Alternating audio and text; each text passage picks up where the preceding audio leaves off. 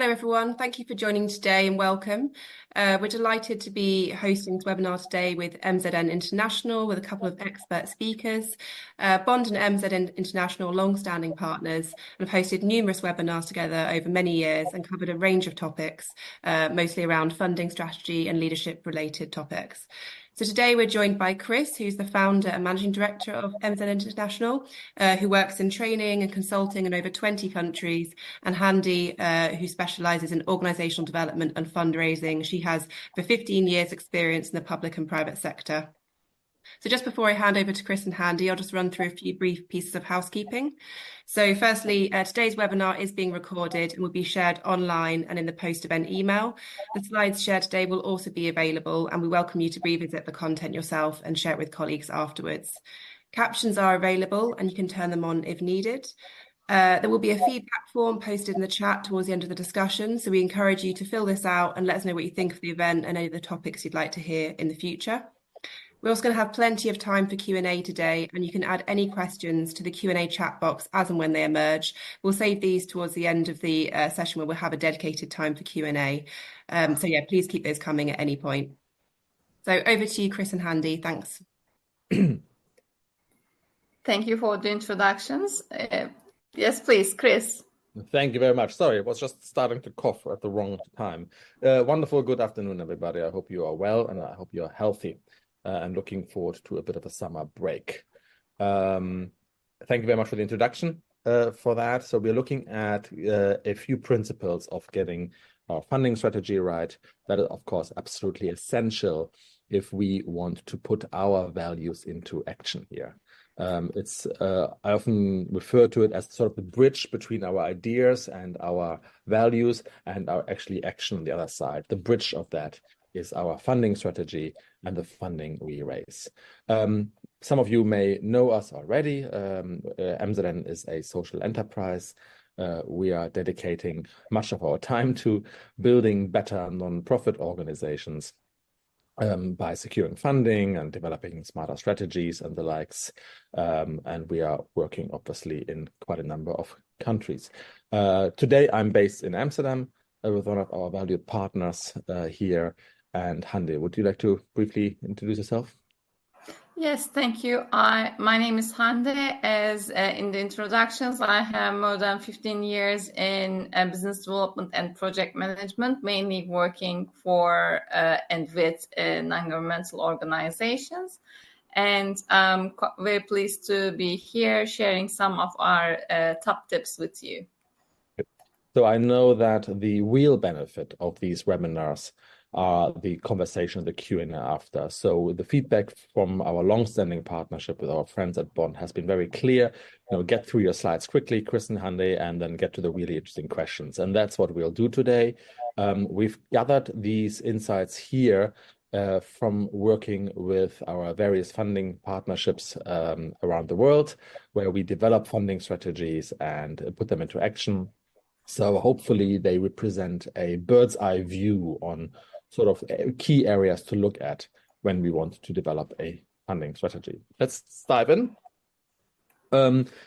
Very basically, there's a lot of confusion with the terms, but very basically a strategy's job is to deliver clarity on just two things.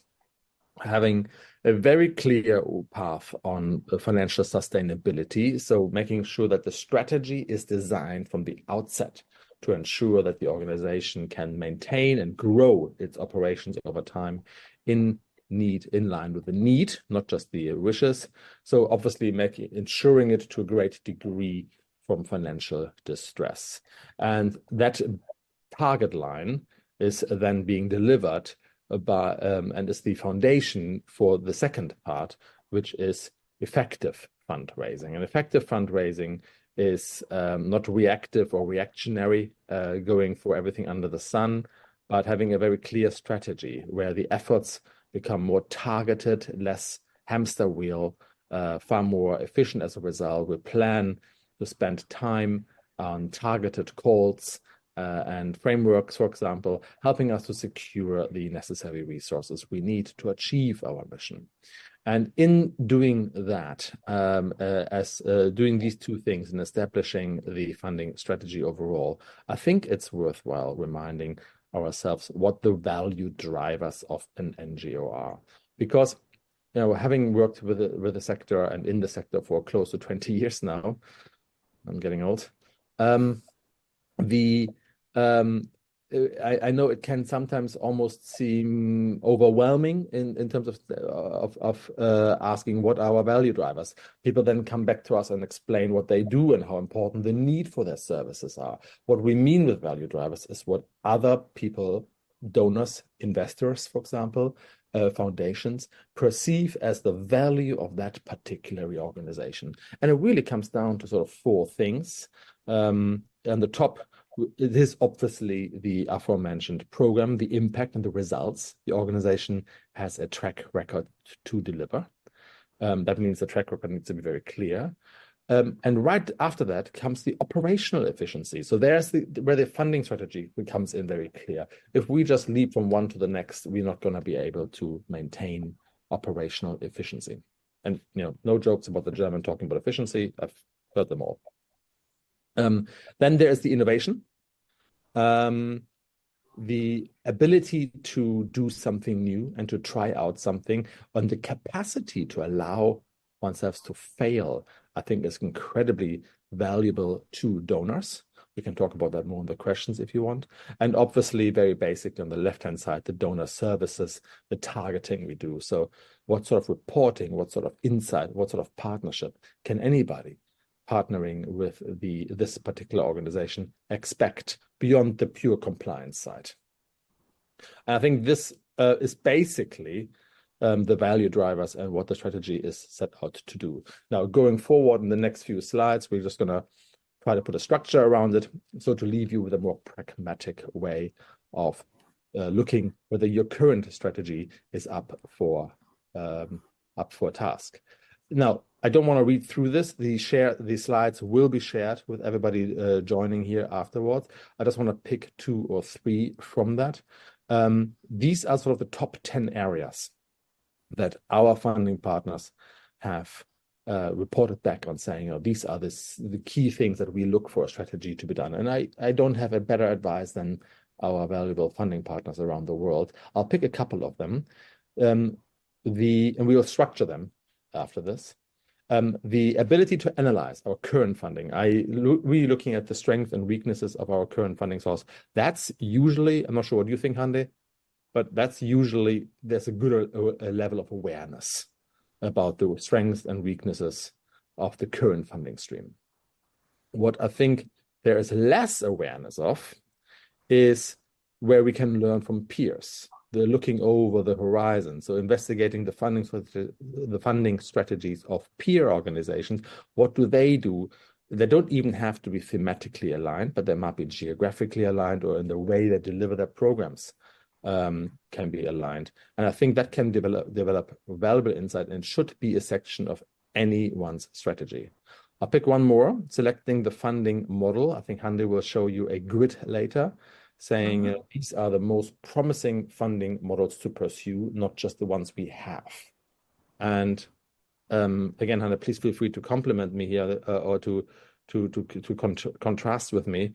But we see time and time again that because business development or fundraisers in our partner organizations just don't have the mental space or the time to properly get the funding strategy done, they never actually get to ask the question of what would be the best funding model there. If they just go for what is available to them, or what the organization has been built to do. And granted, it's a challenge. Most organizations. One of the common mistakes NGOs unfortunately fall into is focus so much on their own organization, right, that they do not keep an eye out for what else other organizations, other NGOs are doing, what kind of funding streams they are benefiting from, what kind of projects they are implementing through, what kind of partnerships. And there's so much we can learn from our, well, sometimes competitors, sometimes partners, because unfortunately, focusing too deeply on our own work can make us blind to really important opportunities. Yeah, completely agree. And if we get to create a space to even ask these questions, even look at the peers, like you just said, Hande, then we ultimately get to sort of number 7 and 8. We'll dive more into this one of planning for success, of planning where, okay, this is the funding we really need. This is the essential part. This is what our peers are doing. So let's plan our resources, get more resources in terms of time, energy, motivation, authorities, funding, to pursue these additional funding models, and then build the capacity where those resources aren't there yet. And at that point, we get to a sensible place, I would say, where we aim for something that can really propel us forward. Now, I appreciate that this list is a little bit big and daunting and a little bit cryptic as well. So we've sort of structured into 3 what I hope to be memorable steps: looking in, looking around, and looking ahead. The questions that we've just shown will be partially repeated. Obviously, this is not claiming to be comprehensive and the guide to create a funding strategy, but I do hope that it gives you a pragmatic way to start a conversation in your organization. So looking in, ask the question, what do we have? That's a fairly straightforward question. And, I think, as we said, this tends to be a decent awareness about this. Looking around is what we just discussed, the peers. So what funding do we really need? What funding do other people have? What funding is there that we currently don't actually get in? Are there any reasons for that? And then looking ahead, planning for that success. So should be fairly straightforward there.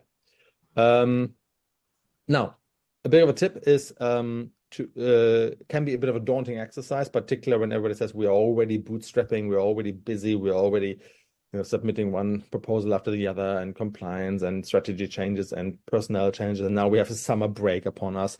So a motivating tip, at least so I find that motivating, is sending a big, hairy, audacious goal, BHAG. We'll get back to that. And saying, look, this BHAG should be challenging to achieve, but just about possible. And I think setting that hard to reach but reachable target is a name that the team can rally around on a quarterly or even monthly. I would say quarterly is probably enough in most cases. On a quarterly basis, to say this month we want to raise this much, we want to attract this additional new type of funding, and then break it down into the individual steps. So looking in, therefore, consists of a goal, starting with that, setting that BHAG. And then it starts with analyzing what we have, see where we lack the funding. I think, Hande, you had an interesting client the other day where the funding was overall okay, but then there was, unrestricted was always on the short side. There was some programs which were structurally underfunded, some were structurally overfunded. So pinpointing where exactly do we actually need the funding. So a deeper look at the funding gap. And then looking backwards, what type of applications are we actually successful with? And successful, I don't mean in terms of winning and losing per se, but what is the level of effort vis-a-vis the actual gain and the win we're producing? Can we calculate interesting ratios? This is where I come in with my finance stuff, I suppose. But I find it always very interesting to calculate a level of effort versus resources mobilized ratio, and we'll get some interesting analysis then done, some interesting results from that, in that it's not always the biggest proposal that is actually getting us the furthest and actually most efficient here. Then looking at inwards, what fundraising capacities do we actually have, and culminating that in a sort of strength and weaknesses. Now, those listening actively will notice that S&W is the first part of a SWOT, and that's exactly where it's heading. So looking at here's our strength, what we want to preserve, here's the weaknesses we want to address. this is what we do. And this is what an example to make it more pragmatic from 2021. So we started with this year one funding mix where they looked like, look, we are heavily FCDO. This is an organization we work with still, but worked then in 2021 with a heavily FCDO focus. Then we did have some unrestricted funding, about 22%, and other funding of 11%. And they wanted to add additional funding in there and reduce their reliance on FCDO, given where this is obviously headed. The capacity they needed to add in order to achieve this goal here is listed down here. And they said, look, we are setting the BHAG, we're setting this big, hairy, audacious goal to say we're increasing the funding overall, but we're reducing our reliance on the UK to around about 40%. We're introducing the EU as a major donor in this case. There were a couple of other ones as well. In fact, we are maintaining, not growing, the fundraising campaign, and we're maintaining the others. So basically, it's the funding strategy targeted at the introduction of the EU. And then they added saying, in order to do this structurally, a map was created. Here are the types of funds we want from this new donor. And there were a few other ones in here we want from those new donors. And here are the capacities we needed to add in order to achieve this target. So we needed one additional full-time staff, one additional part-time staff. We want to outsource notification services in order to not spend so much time on that, researching that anymore, and a quarterly workshop so that we can realign and set the goals for the next quarter. So not rocket science, a very pragmatic way of just going about it, setting a target, adding capacity where needed, or at least identifying the capacity that is required. And then they actually, I'm pleased to say, got there pretty soon. And just using this example, Chris, it's actually quite a very real example of how NGOs very dependent on FCDO funding found themselves in need of additional funding streams when FCDO cut funding, and even canceled contracts just before they were going to start. And when organizations get too comfortable with their usual donors, the regular organizations, donor organizations they are accustomed to working with, then it can cause serious financial problems when those number of organizations, donors, change their strategies or make cuts in their funding plans. And it ends up leaving organizations in real difficulty with regards to implementing already arranged plans. Yeah, totally agreed. So without much ado, Hande, I think you're taking us to the next step of actually looking around now. Yes, and too much dependency on a set of donors is quite dangerous, and that's why we need to improve our fundraising. And in order to do that, it's the second step of looking around. And in this step, what are needed and what is available is our main questions. So we need to have a good understanding of what our donor audience is.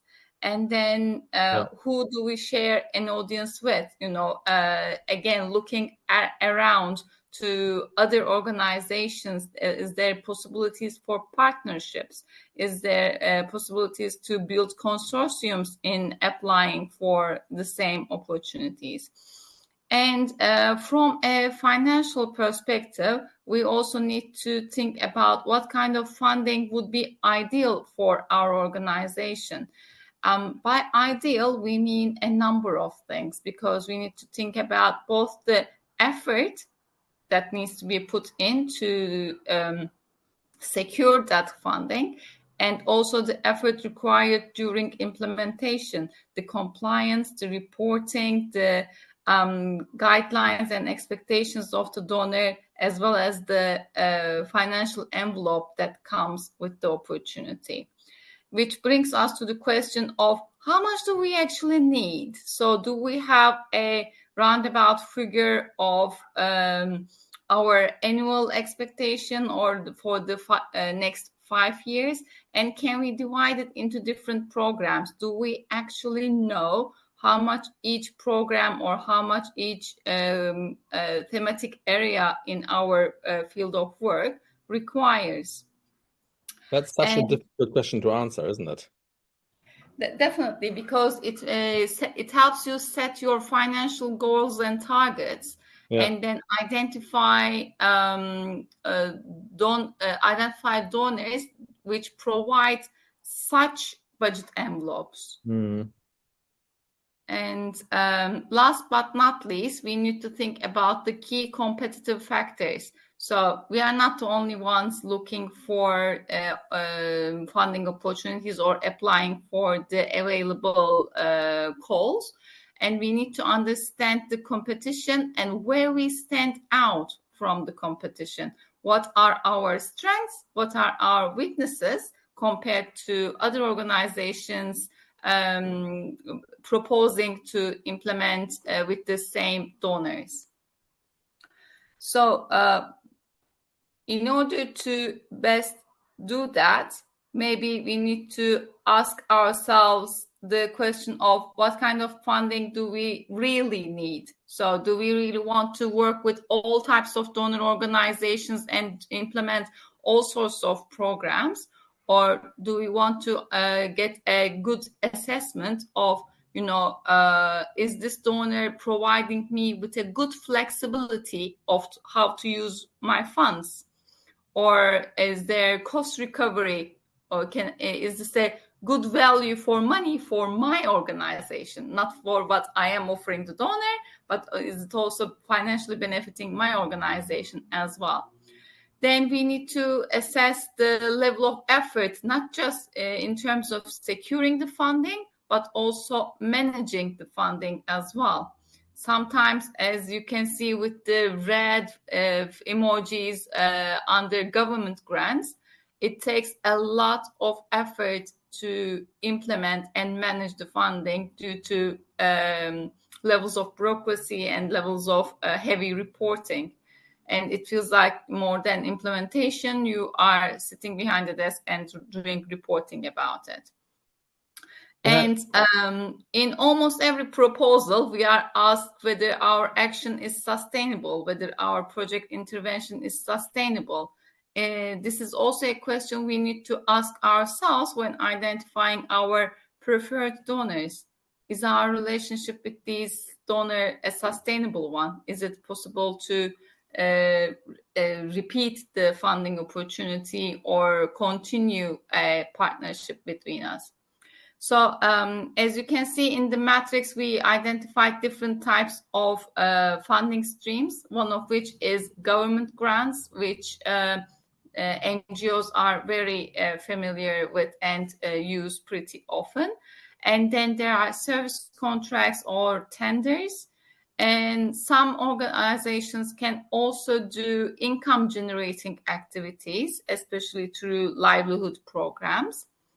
And we can also raise funds through fundraising campaigns or membership schemes. And there are also grants made available from foundations, again, through writing proposals and a competitive process. Chris, would you like to comment a bit about the emojis? Not about the emotions, no. Just to say that we've gone through an exercise with with a recent partner on creating the left-hand side, and I think that was the most important, the most interesting part, asking about what attributes, what characteristics of the funding are actually important by order of preference, and they might be completely different to what you've presented here. It depends on the individual organization, but that debate was for me really key in getting to a decent funding strategy over 2-3 months, saying, what do we really want from our funding? And they came up with a complete different list, and then they used smileys or a rating system to do something similar up here. But having that conversation internally in your organizations about what attributes of the funding we need are the most important part, and where are we willing to make trade-offs. That was a really hard day, but a long day as well. But it was such that really set us up right for the next few months.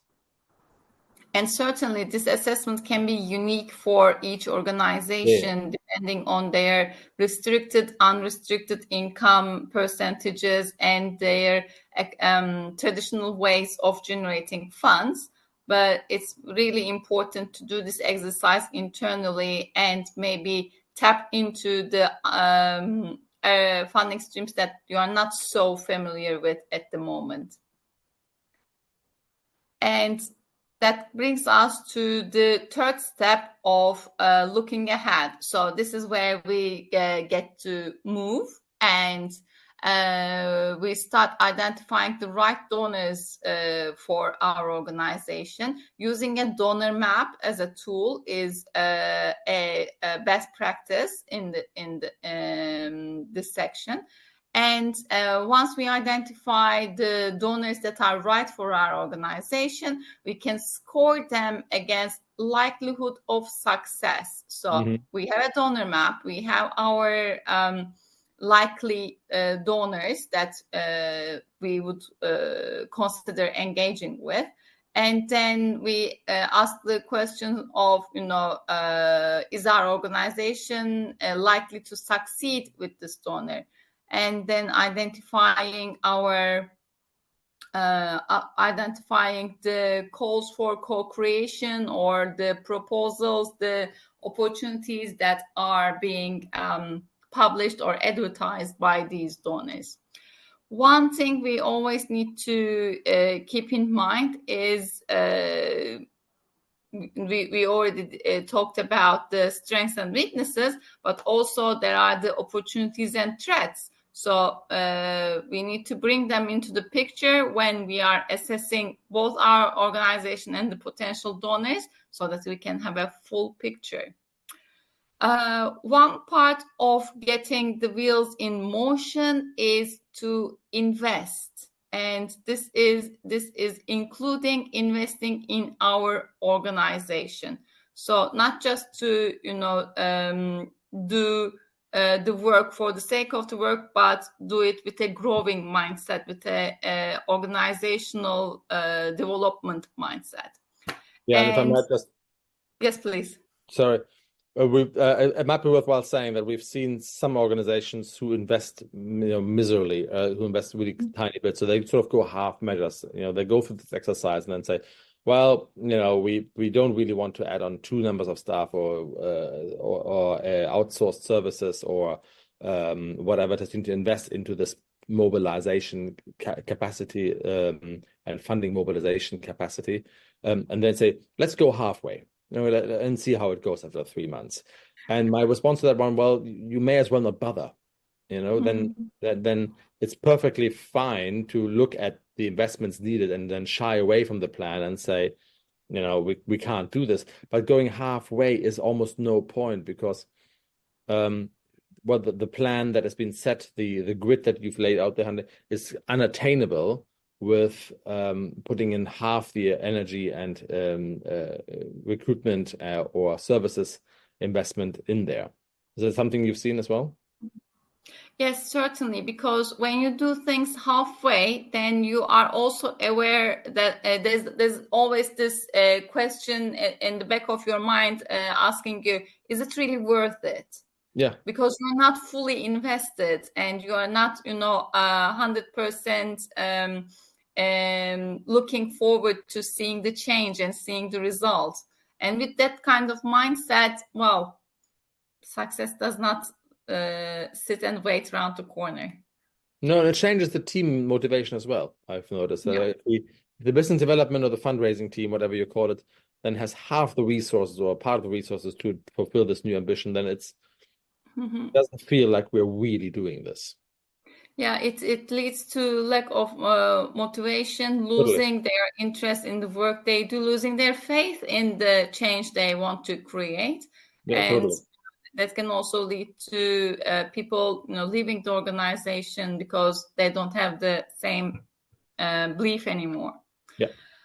And last but not least, of looking ahead is Chris and I both believe that most of the answers to your major questions are already within your organization.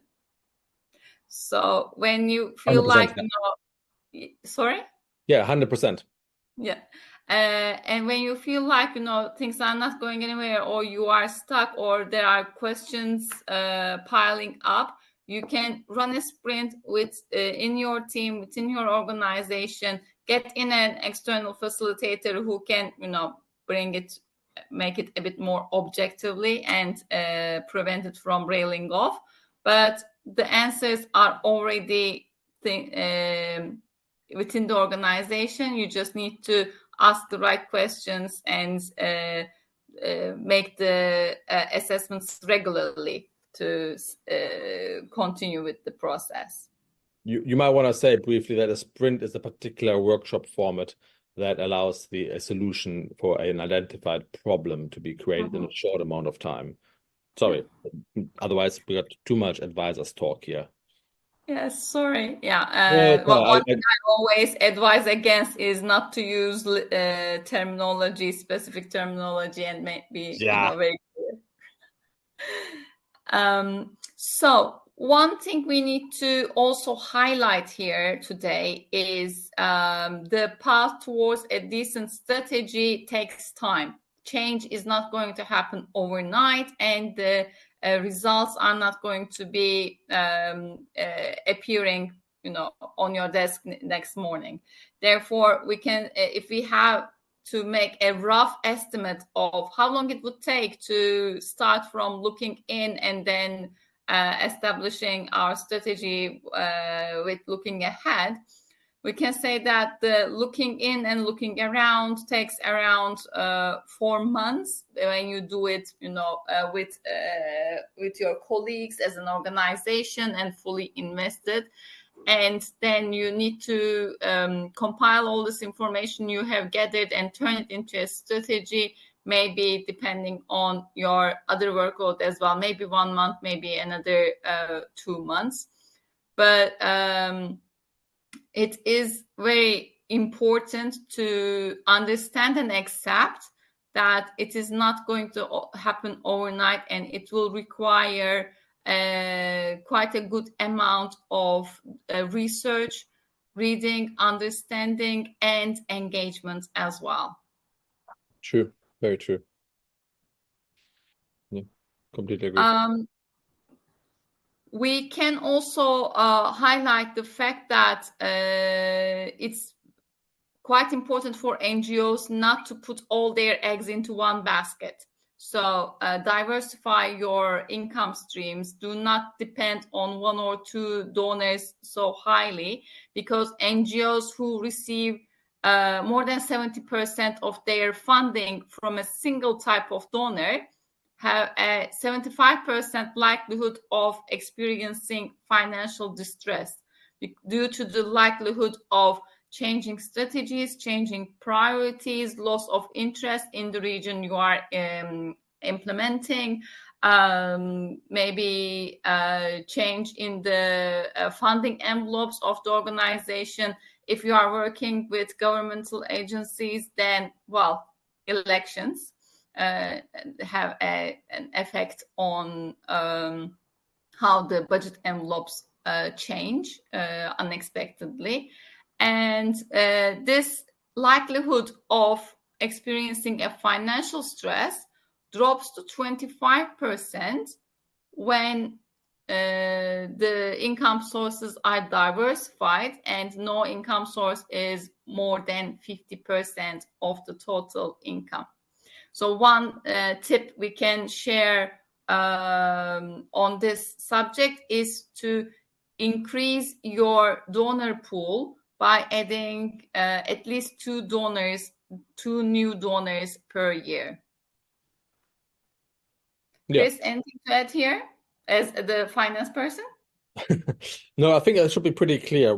This analysis is very clear. We've found out through the research of looking at the financial details of our NGO clients that where the NGO receives the majority of its funding from a single source, there's going to be a problem. It's not a question of if, just when. Being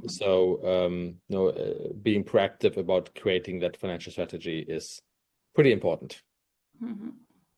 That brings us to the end of our slides for this session, but we would also like to update you with the information of our online training courses on writing winning proposals and financial health and resilience for nonprofit organizations. Both of them are available online, so participants can learn at their own pace. And this year, our in-person training courses have come back. We had stopped them during the COVID period, and on 3 different subjects in different locations, a very good opportunity to meet in person and work together. And for any questions that you would like to share or inquire about, please do not hesitate to stay in touch with us. I think that moves us to the Q&A session. Cool. Thank you very much, Hande. Hi, Lois here from Bond. So we've got a few questions in the Q&A chat box, so please keep them coming. If you'd like to speak, you can raise your hand and I'll unmute you. But we'll start off with a couple of the questions in the Q&A chat box. So our first one here we've got is how to best synchronize a fundraising strategy with an overall organization strategy. Oh, that's a really good question. I'd love to hear who asked that question. So there is often, sorry, Hande, can I just take this one? Yes, please. Go ahead. I've just we've been talking about this today. There's often this idea that we set a strategic framework or a programmatic strategy. And if I'm very honest, a lot of nonprofit strategies are focused very much, as they should be, on the theme, be that advocacy or aid delivery or injustice or advocacy or whatever it is they do, about developing how we change and how we deliver an impact. No doubt the most important thing, but then it sort of stops there. And and what I find missing a lot is the business development strategy. So the looking in part, taking into account saying, what do we need in order to deliver that change that we are aiming for?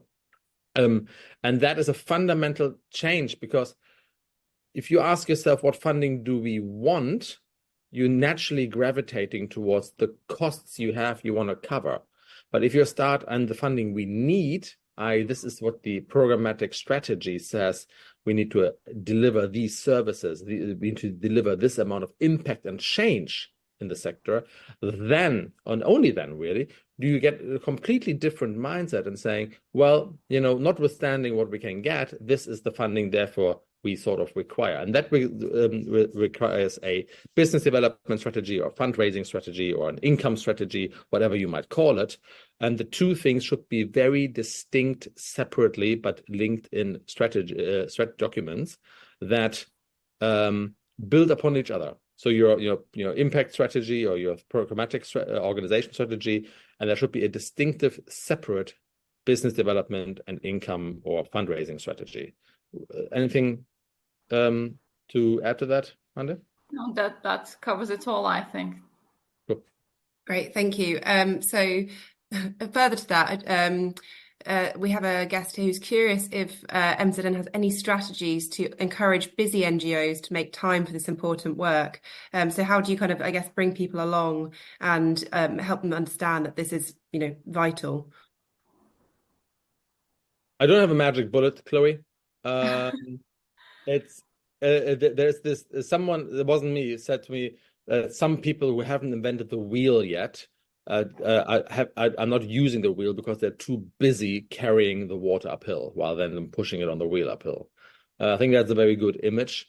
The other one is the strategy. The fact is, when we know this from the research, the fact is that when we are simply going on a reactive bidding basis, when we are simply going for what we can get, we are not going to deliver the change we need to change.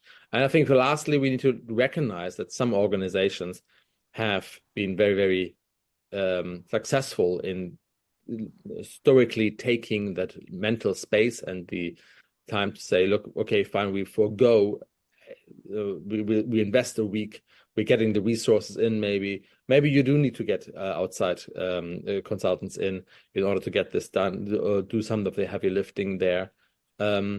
And there are NGOs who found their completely into new ways of financing because they took their strategy and said, like, realistically, this is the funding size and the type we need.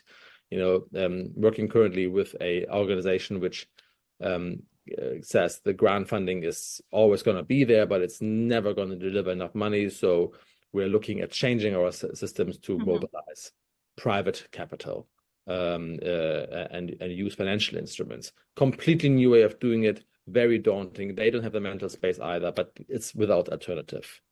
And I think you can make it easier by getting some outside help in.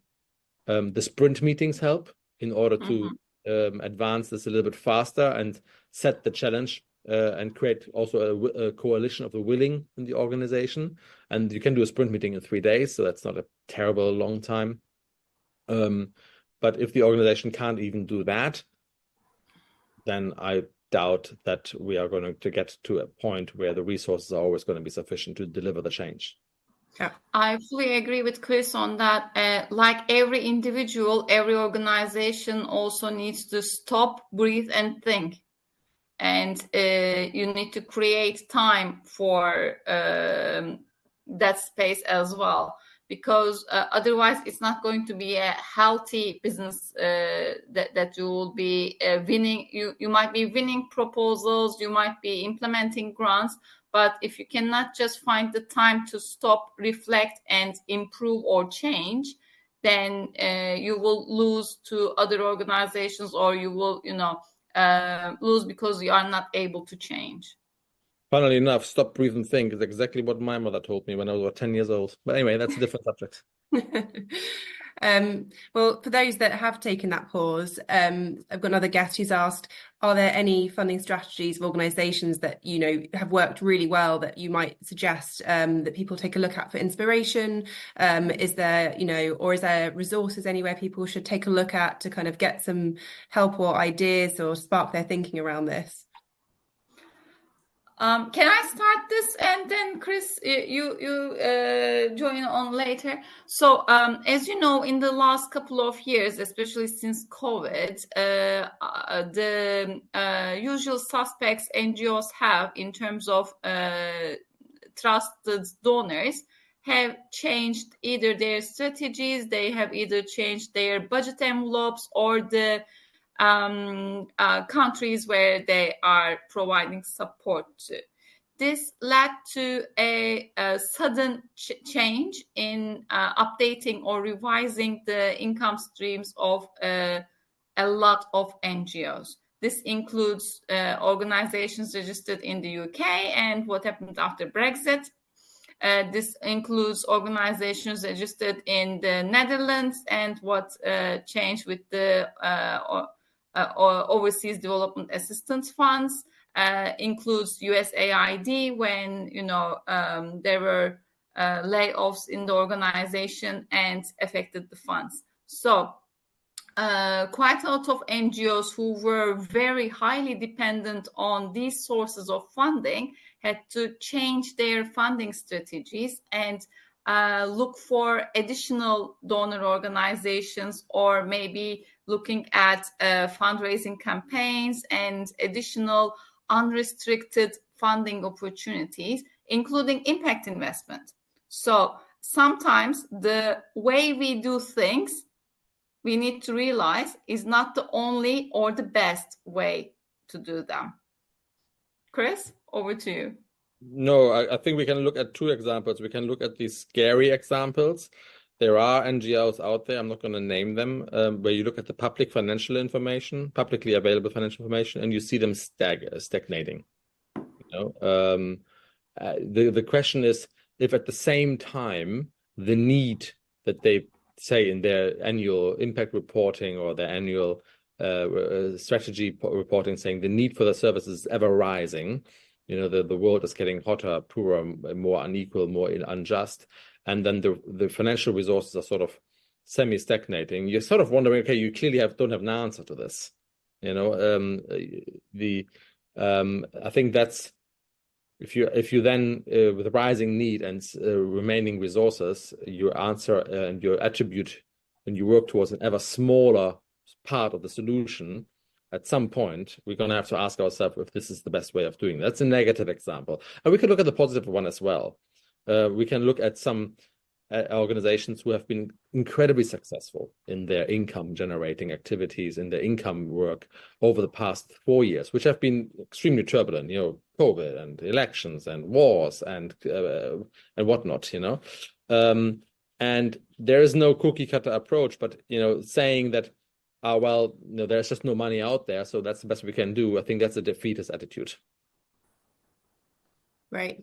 Thank you. So we've got another one here on diversifying funding. So the kind of challenges of diversifying funding with, high resource costs, with time, capacity, money, and the challenges in assessing the scope of opportunity or thinking about the likelihood of success. So I guess, risk involved, and entering new markets not quick or easy. And there's sort of a great number of unknowns. So do you have any suggestions for organizations who are trying to include diversification in their funding strategies, and how they might be able to define metrics of success? They can kind of, assess how it's going, maybe in a more dynamic way. Yeah, I mean, look, the ultimate metric of success here is obviously is new type of money or more money coming in. That's the objective, that should be starting to show from quarter 3, quarter 2, something like this after your initiative onwards. You can break that down into individual tasks, and are we achieving them? We're working with an organization that has broken this down into weekly tasks and weekly objectives, because the situation is that interesting or that dire that they need to work on it quite consistently in a well-structured way without losing their head. That's very stressful. Maybe monthly targets are enough. But certainly, you can break those individual targets down, saying, we want to acquire, for example, I work with one organization that said, we don't care how much funding, but we like to acquire 2 new types of funding every year. Mm-hmm. So, no, not from a grant, but we want to attract a impact investor. And even if it's just 50K or 100K, doesn't matter. It's a new type. And the other target they had was, for example, they wanted to graduate a legacy donor to a certain percentage of increase. I think it was like 20 or 25% increase. And I said, look, we have like 4 or 5 legacy donors who have been with us for donkey's years, but can we make them, increase substantially beyond the usual 5 or 6 or 10% increase per year? And what do we need to do for that? And then you get into these interesting conversations, like what information do we need to share with them? How do we need to engage with them? Very quickly, you get into internal objectives. How do we bridge proposal development, fundraising, communication, and personal networking? That's in a siloed organization. That's always a challenge. And then, so you're basically saying even starting to talk about a strategy like this may not immediately give you the answer, but it's certainly giving you very interesting questions. Yeah. And it's also important to keep in mind that not every organization works at the same pace. One of the partner NGOs we've been working together for almost 3 years now. Last year, they submitted, I think, around 10 new proposals. So, they were able to submit only to 10 new donor organizations. And this year, this number tripled, and this is just July. And how did this change happen? Because last year, while identifying new donors, we also invested heavily with them in preparing concept notes. Not concept notes for published opportunities, but concept notes that identify their own programs and what they want to implement. So now that they have these their project ideas on paper, they can act much faster. That's a really good example. Yeah, you're right. Fantastic. So kind of further to that diversification question, should you diversify? We've got someone asking here, when you say relying on a single funding type is risky, do you mean if you rely only on trusts and foundations, for instance, that is problematic, even if you have multiple donors? So should every organization look to diversify? Is it okay if you don't? Something around diversification there. Is it needed? It's a really good, important question. And there is this, I think we had even a bond event about 2 years ago about the myth of diversification. And the answer is categorically no. You should absolutely not have to diversify. There's this myth that everybody should diversify. You should look at what your business is, look at how you can scale that. And if you have a working funding model, then it's only to incrementally increase that. And when you build this, there's also a ton of research, particularly in the US out there, that says how do NGOs achieve scale?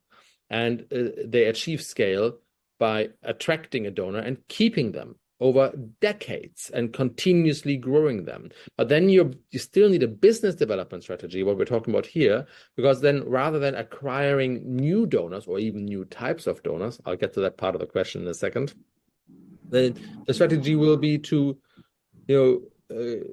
optimize what is effectively key account management, really partner with our donors to become an integral part with them so we don't lose them because the dependency is there. So we minimize the risk of them reducing or even leaving us by being really, really good partners and proactive partners. And you can even scale this down. Some of them are none. So it completely depends. If you work in anything related to climate, we also need to look at the external environment. Climate funding, the vast majority of climate adaptation and climate resilience funding now comes from the private sector. So if you work on anything with climate or climate change or the impact of climate change, I would need to read that business development strategy very carefully if that is a purely grant-based strategy, given the amount of private capital out there for that. Maybe it is, maybe they're right, but I'd be skeptical. And I would love to read it, by the way. Maybe I'm a geek. In the terms of type, you can diversify by type or by size. If you are a multi-mandate organization, that tends to point that you may need to diversify because different donors and different funders fund different parts of your mandate or countries, indeed. So if you're very large and international, you probably have a certain diversification need as well. But the diversification can take time by donor, by geography. So the same type of donor in a different country. With Brexit, that clearly happened. 3/4 of the UK organization started coming over to Europe to attract to maintain access to the European funding after 2027. And you can go by type. We are moving in addition to the donors and the institutional ones. We are adding an income generating activity. We are adding a fee for our service. We are adding impact investors, which Hande mentioned already.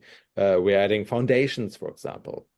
So I think that's the nutshell of how to diversify and and should you.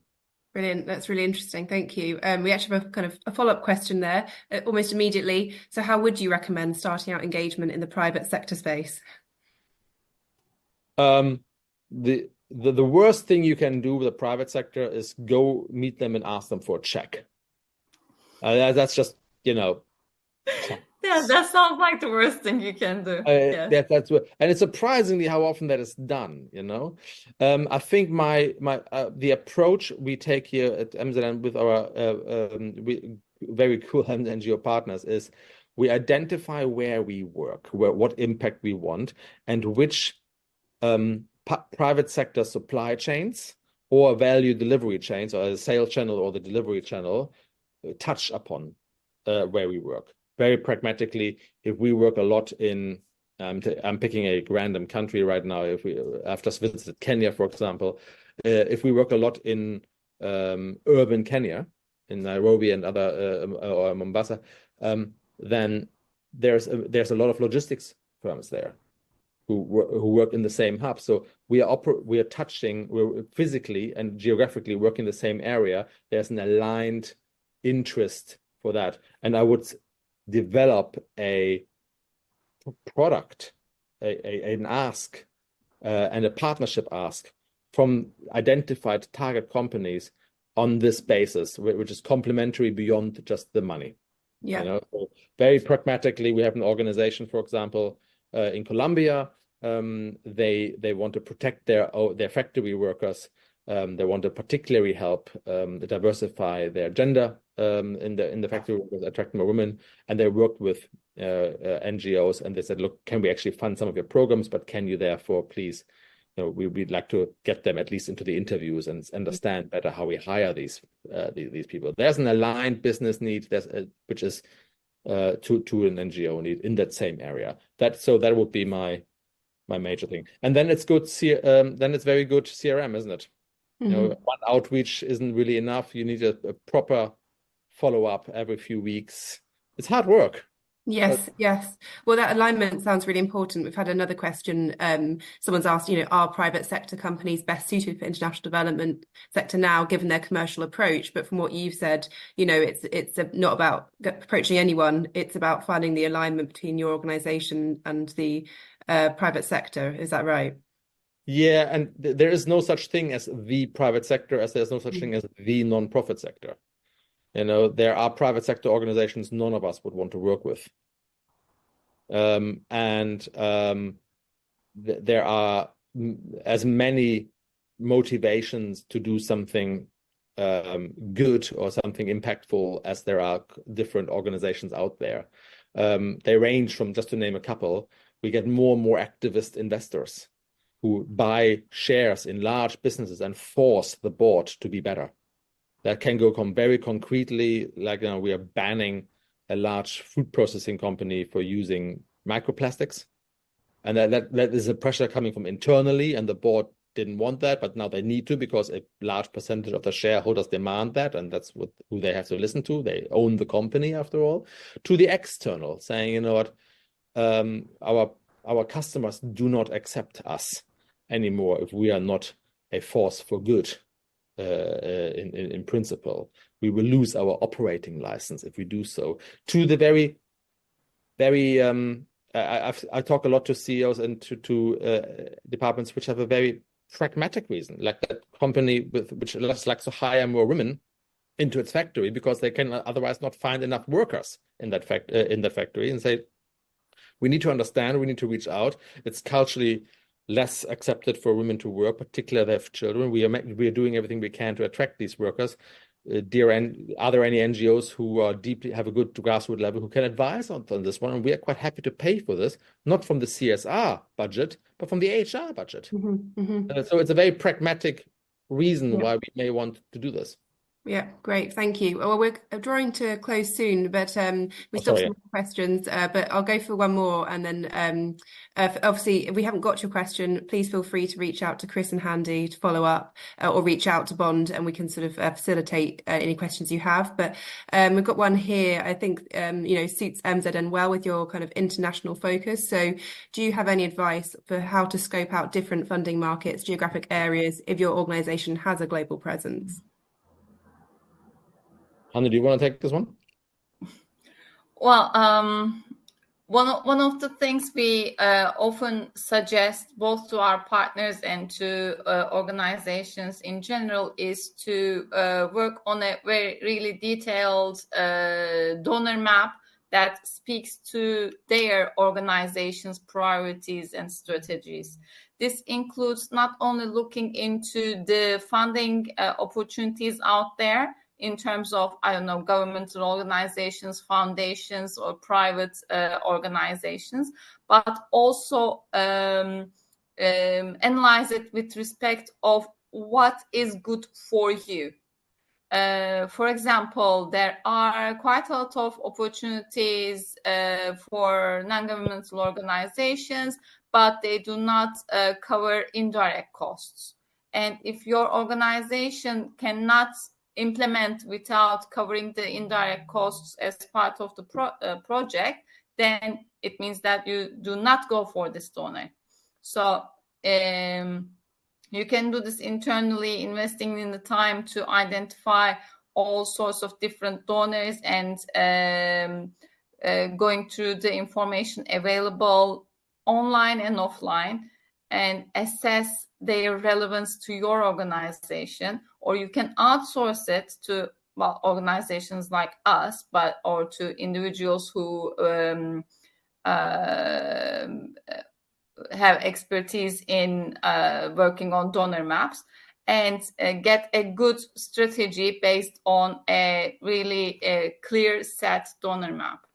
Oh, you might well also mention there's a very cheap or even free of charge, I don't know, thematic donor map that you can download from our website these days. On there, these three themes, like water.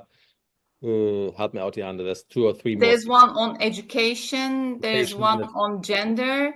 But those are really general donor maps for your organization to use as a specific tool to assist. Then you need to do it especially for your organization. That's true, but there may be a good starting point, right? Yeah, certainly. Like over 100 donors on there. Fantastic. Well, maybe we can share that in the post-event email with attendees and they can take a look at that. Yeah. But thank you so much, Chris and Hande. It's really informative, really interesting as always. Really appreciate your time today. Thank you everyone for joining. We'll sign off here. I realize we're 2 minutes over. So thank you everyone. It was fantastic and we'll see you soon. Thank you everybody. Thanks. Thanks. Bye. Bye. Bye.